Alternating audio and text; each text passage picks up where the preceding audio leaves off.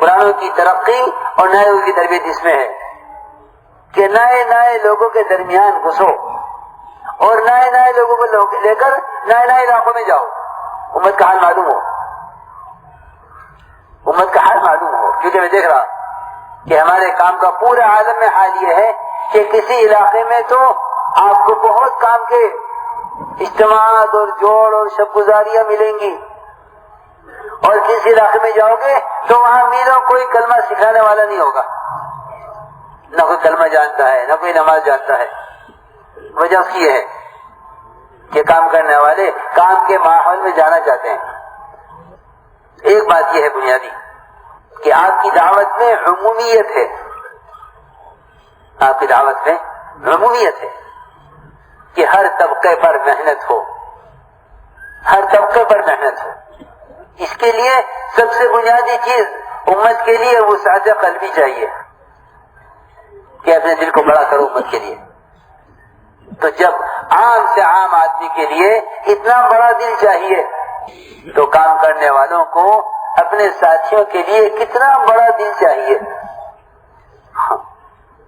وسعت قلبی اور اس راستے میں تحمل کہ لوگوں کی جہالت کا جواب جہالت سے نہیں بلکہ لوگوں کی جہالت کا جواب بردباری سے دینا ہے کہ لوگ جہالت سے پیش آئیں گے، لوگ جہالت سے پیش آئیں گے کہ ان کی جہالت کا جواب کیسے کہہ دیا جائے کہ اگر جہالت کے جواب جہالت سے دیا تو پھر دونوں طرف جہالت ہے، ہدایت نہیں ملے گی، ہدایت نہیں ملے گی. کیوں کہ دونوں طرف جہالت ہے اور ہدایت نہیں ملے گی. کہ اللہ رب العزت ہدایت کا ذریعہ ان کو بناتے ہیں جو جہالت کا جواب بردباری سے دیں. جہالت کے جواب سے بردباری سے. اس لیے داعی کی صفات میں سب سے بڑی صفت تحمل ہے. کیا ہے؟ تحمل. جی ہاں، یہ برداشت کر جاؤ. کیوں کہ جس طرح تاجر گاہک کی گالیاں برداشت کرتا ہے نا، کیونکہ اس سے مال مطلوب ہے، وہ تمہارے مال کو نقلی بھی کہے گا، وہ تمہیں دھوکے باز بھی کہے گا. جی ہاں، سب دودھ والوں کو شکایت، دودھ والوں کو کتنی گالیاں پڑتی ہیں. جی ہاں، سامنے بھی اور پیٹ پیچھے بھی. لیکن اسی گلی میں دودھ بیچتے ہیں جس گلی سے گالیاں پڑتی ہیں کہ کوئی بات نہیں ہے، برداشت کروں کیونکہ مجھے اپنی چیز بیچنی ہے، اپنی چیز بیچنی ہے. جی ہاں، کہ نبی جادوگر ہیں، نبی ساحر ہیں، نبی پاگل ہیں، انہیں تو عورتیں چاہیے، ان کو تو مال چاہیے، یہ تو بادشاہت کے طالب ہے. ایک بات نہیں ہے. دیکھو آپ کی اذیتیں دیکھا کرو کہ آپ نے اس راستے میں کیا اذیتیں برداشت کی ہیں، اس سے استقامت پیدا ہو، اس سے ہمارے اندر استقامت پیدا ہو. ہاں، یہ بہت بنیادی بات ہے. اس کام کے کرنے والے اس راستے پیش آنے والی اذیتوں کو انبیاء کی اذیتوں میں تلاش کیا کریں کہ یہ بات کس نبی کو کہاں پیش آئی ہے. ہاں، یہ نہیں کہ اس کوشش میں لگو کہ میں ایسا نہیں ہوں، میں ایسا نہیں ہوں، اپنی صفائی پیش کرنے لگو. نہیں کہ اپنی صفائی پیش مت کرو. کیوں کہ جو شخص اپنے اللہ کے درمیان کے معاملے کو درست کر لے اسے مخلوق کے سامنے صفائی پیش کرنے کی کوئی ضرورت نہیں ہے. سیدھی بات ہے. اپنے اللہ کے درمیان معاملے صاف کر لو کہ اپنے اللہ کے درمیان کے معاملے کو صاف کر لو. پھر تہمتیں لگے کہ کوئی پرواہ نہیں ہے. کیونکہ اگر اللہ رب العزت کے ساتھ معاملہ ہمارا صاف ہے پھر کوئی تہمت لگاوے تو پھر اللہ تعالیٰ اپنے فضل سے اس کے دل کو صحیح بات کی طرف پھیریں گے. کیونکہ اللہ کو میرا حال معلوم ہے. بہت آسان راستہ ہے. کیونکہ اصول یہ ہے اور ضابطہ یہ ہے اللہ کا کہ جو اپنے اللہ کے درمیان کے معاملے کو درست رکھے گا اللہ اس کے مخلوق کے درمیان کے معاملات کو درست کر دیں گے. من اصلح ما بینہ و بین اللہ اصلح اللہ ما بینہ و بین خلقہ. یہ ہے بات اصل کہ اپنے اور اللہ کے درمیان کے معاملے کو ٹھیک کر دو کہ اپنی عبادات میں، اپنے معاملات میں، اپنے معاشرے میں سنت کے پابند ہو جاؤ. پھر کوئی تہمت لگاوے کہ کوئی پرواہ نہیں ہے. لیکن لوگ جہالت سے پیش آئے، ہم کیا کریں کہ جہالت سے پیش آئے کہ جہالت کا جواب بردباری ہے. اور اذیت لوگ اذیت دیتے ہیں، کیا کریں کہ اذیت کا بدلہ کہ اذیت کا مقابلہ احسان سے کرو. کس سے؟ احسان جی ہاں، یہ ہمیں تکلیف پہنچائیے، کیا احسان کرو؟ حضور اکرم صلی اللہ علیہ وسلم منافقین کے سردار کو اپنا کرتا پیش کرے کہ اس کا کفن دو، اس کا کفن دو، جی ہاں، کہ سب سے زیادہ ستانے والے، کافروں سے زیادہ منافقین ستانے والے ہیں، کیونکہ کافر تو باہر رہ کر ستا رہے ہیں، منافق اندر گھس کر ستاتے ہیں۔ ہاں، منافقین کہاں گھس کر؟ اندر گھس کر، جی ہاں، اس لیے منافقین کا عذاب کافروں سے زیادہ ہے کہ انہوں نے ساتھ رہ کر اسلام کو نقصان پہنچایا، لیکن آپ کا معاملہ ان کے ساتھ کہ مشورہ ہو رہا ہے تو منافقین بھی مشورے بیٹھے ہوتے تھے آپ کے مشورے منافقین بھی ہوتے تھے، جی ہاں، منافقین آپ کے مشورے میں ہوتے تھے، جی ہاں، وسعت آپ کی، آپ بعد میں اپنا رخ بدلتے، توریہ فرماتے، یہ روایت میں ہے، لیکن مشورہ منافقین کو لے کر کرتے، تو بیٹھے ہیں کہ بیٹھے نہیں تو ہاں کہ ان کو نکال دو، ان کو الگ کر دو، یا نہیں، گروپ بندی نہیں تھی، گروپ بندی نہیں تھی کہ سب مل کر کام کے معاون تھے، سب گروپ بندی نہیں تھی، گروپ بندی نہیں تھی، یہ آپ کا آدمی ہمارا آدمی، یہ آپ کا آدمی ہمارا آدمی نہیں۔ اور بتاؤں کہ گروپ بندی کب ہوتی ہے؟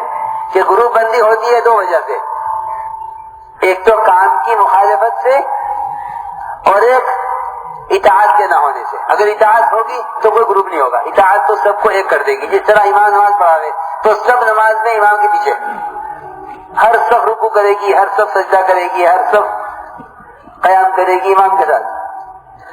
بس یہ آخری بات ہے کہ اجتماعیت اطاعت کے بغیر نہیں ہو سکتی۔ اطاعت پر آ جاؤ کہ ساری جماعتیں، سارے گروپ ختم ہو جائیں گے، اور اگر اطاعت نہیں ہے کہ اطاعت نہیں تو پھر اجتماعیت کا کوئی سبب نہیں ہے، اجتماعیت ہوگی ہی نہیں۔ اس لیے میں نے عرض کیا کہ سب سے بنیادی چیز وہ داعی کے لیے حلم اور بردباری ہے، وسعت قلبی، کیا وسعت قلبی، کہ داعی کے دل میں بہت وسعت ہو۔ حضور اکرم صلی اللہ علیہ وسلم کی نبوت کو لوگ جانچتے تھے آپ کے ساتھ زیادتی کر کے، آپ کے ساتھ زیادتی کرتے تھے یہ جاننے کے لیے کہ نبی ہیں یا نہیں ہے۔ دو چیزیں آزمایا جاتا تھا نبی کو، ایک مال سے آزماتے تھے، ایک مال سے آزماتے تھے نبی کو، اور دوسری آزمائش ہوتی تھی تکلیف پہنچا کر کہ انہیں ستاؤ پھر دیکھو کہ نبی ہے یا نہیں۔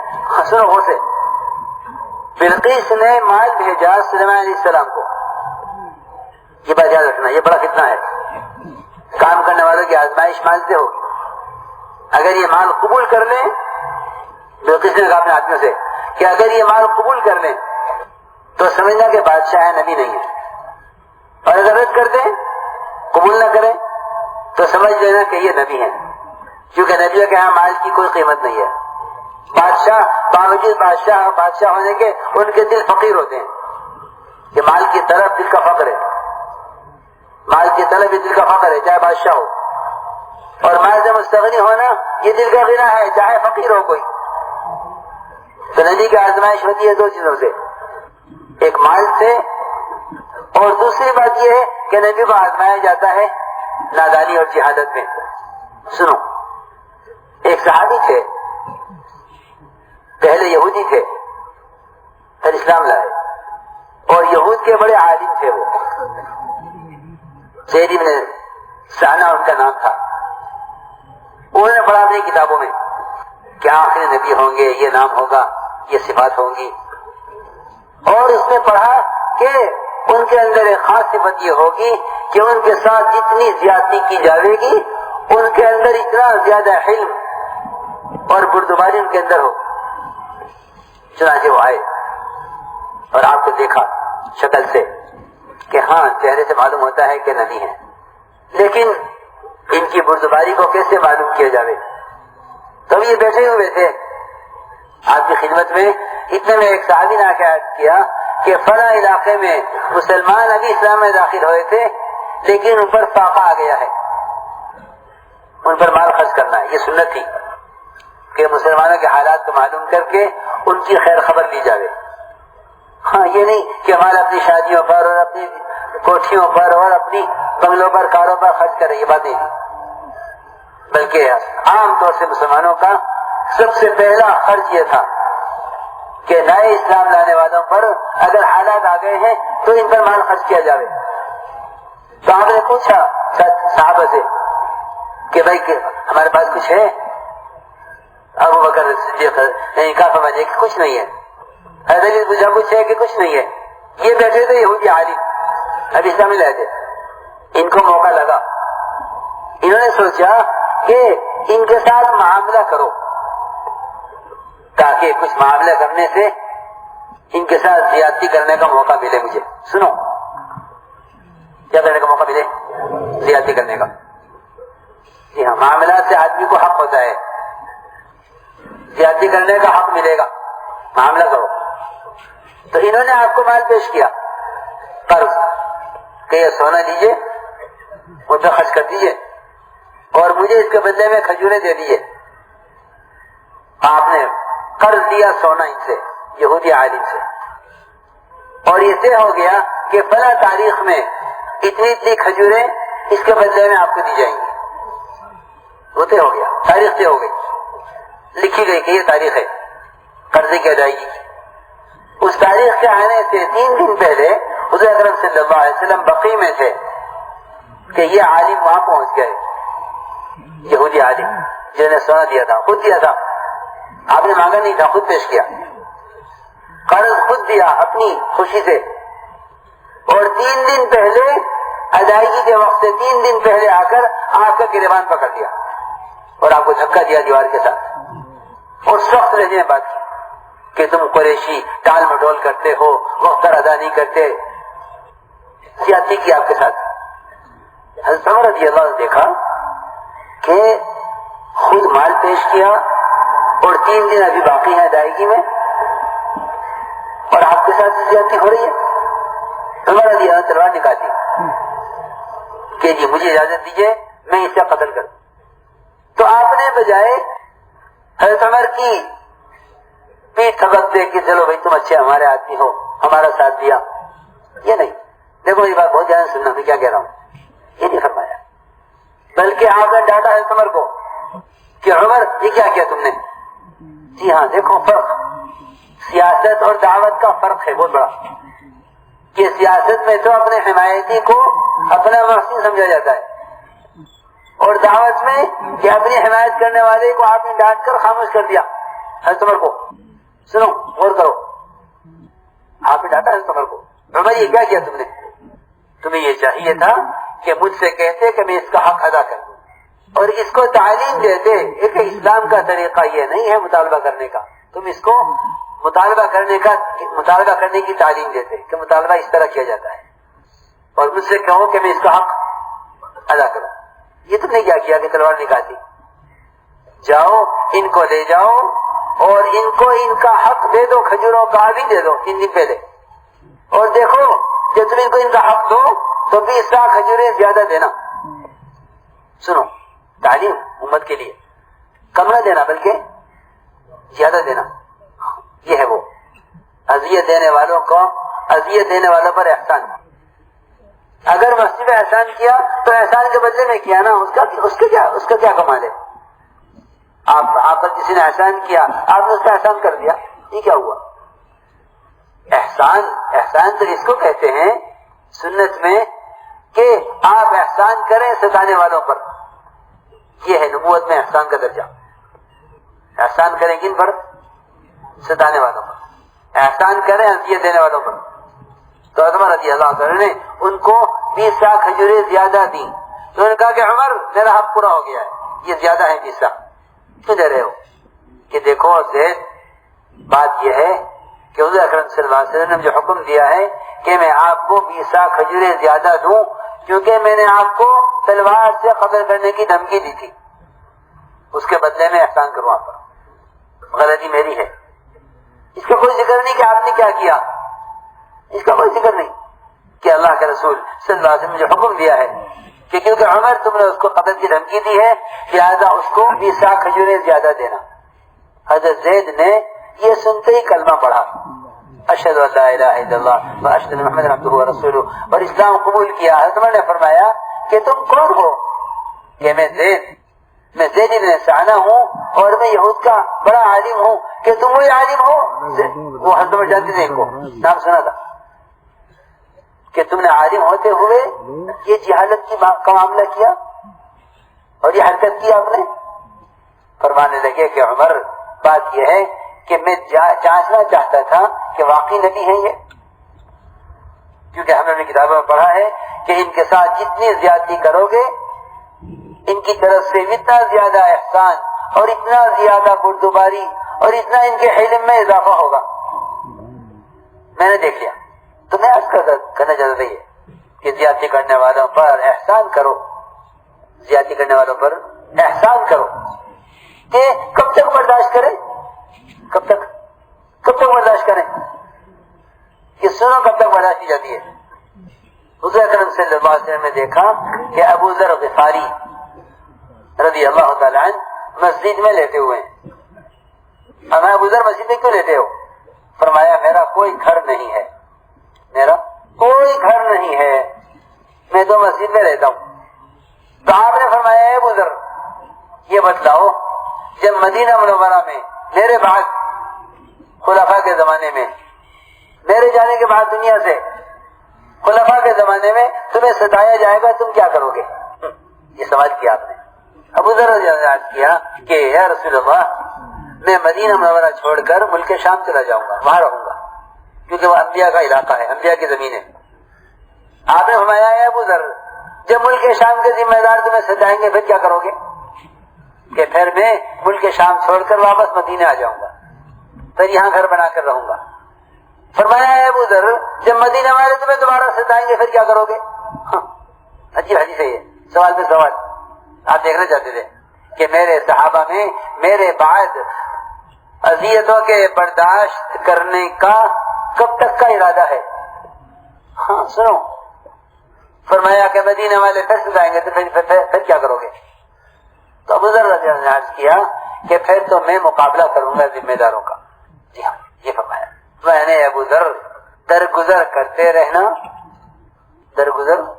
درگزر کرتے رہنا، اور جہاں یہ تمہیں تقاضے پر بھیجیں وہاں جاتے رہنا، ان کی اطاعت کرتے رہنا، اور جہاں تم اپنے ساتھ لے کے جانا چاہیں تم ان کے ساتھ جاتے رہنا، اور اسی طرح چلتے رہنا یہاں تک کہ مجھ سے قیامت میں آ کر مل لینا۔ یہ فرمایا۔ سال 2 سال 4 سال 10 سال کچھ نہیں۔ غفرن یا ابا ذر، غفرن یا ابا ذر، تنقاد لهم حيث قعدوك وتنساق لهم حيث ساقوك حتى تلقاني وانت على ذلك۔ تو مجھ سے اسی حال پر آ کر مل لینا قیامت میں، یعنی تم اپنی موت تک یہ معمول رہے کہ ذمہ داروں کو چھوڑنا مت، ذمہ داروں کو چھوڑنا مت۔ حضرت فرماتے تھے، ہمارا صاحب کے بیان کا ٹکڑا ہے یہ، کہ ذمہ داروں کی اطاعت موت تک کرتے رہو، چاہے وہ ذمہ دار خود مرتکب حرام بھی کیوں نہ ہو، کہ اگر تم ذمہ دار کی اطاعت کرو گے تو تم بن جاؤ گے۔ جی ہاں، تب بھی اطاعت واجب ہے، چاہے ذمہ دار مرتکب حرام کیوں نہ ہو، تب بھی اس کی اطاعت واجب ہے، چاہے وہ خود حرام کام کر رہا ہو تب بھی اس کی اطاعت کرنا واجب ہے۔ سنو، جب تک وہ خود تمہیں حرام کے کام کرنے کا حکم نہ دے، اور اگر وہ تمہیں حرام کا حکم دے تو تمہارے ذمہ حلال میں اس کی اطاعت واجب ہے، حرام میں واجب نہیں ہے۔ یہ ہے بات، اتنی اطاعت میں وسعت رکھیے کہ ذمہ داروں کی اطاعت کے ساتھ چلو، اگر وہ تمہیں حرام کا حکم کریں تو حرام میں ان کی اطاعت نہیں ہے، ورنہ روایتوں میں یہاں تک ہے کہ اپنے ذمہ داروں کی اطاعت کے ساتھ چلو یہاں تک کہ وہ تمہیں اگر نماز چھوڑنے کا حکم کریں یا کفر کرنے کا حکم کریں تو اس میں ان کی اطاعت نہیں ہے، جب تک تمہیں کفر کا حکم نہ کریں کہ تمہارے ذمہ اطاعت ہے۔ کیونکہ میں نے عرض کیا کہ اجتماعیت کا تو کوئی راستہ ہی نہیں سوائے اطاعت کے، اجتماعیت کا تو کوئی راستہ ہی نہیں، خدا کی قسم اجتماعیت ہو ہی نہیں سکتی اطاعت کے بغیر۔ ایک ہی راستہ ہے بس، کہ اطاعت پر آ جاؤ تو اجتماعیت ہو جائے گی، کہ اطاعت پر آ جاؤ اجتماعیت ہو جائے گی، نہ ماننے پر کبھی اجتماعیت نہیں ہوگی، گروپ بندی ہوگی نہ ماننے پر۔ کہ اطاعت کا ایک ہی راستہ ہے، اور اطاعت کا ایک ہی ضابطہ ہے اور ایک ہی سبب ہے، بس اجتماعیت کا ایک راستہ ہے اطاعت، اور اس اطاعت میں تو عجیب عجیب قصے ہیں کہ بہت سی ایسی چیزیں پیش آئیں گی جو طبیعتوں کو ناگوار ہوں، لیکن اطاعت واجب ہے،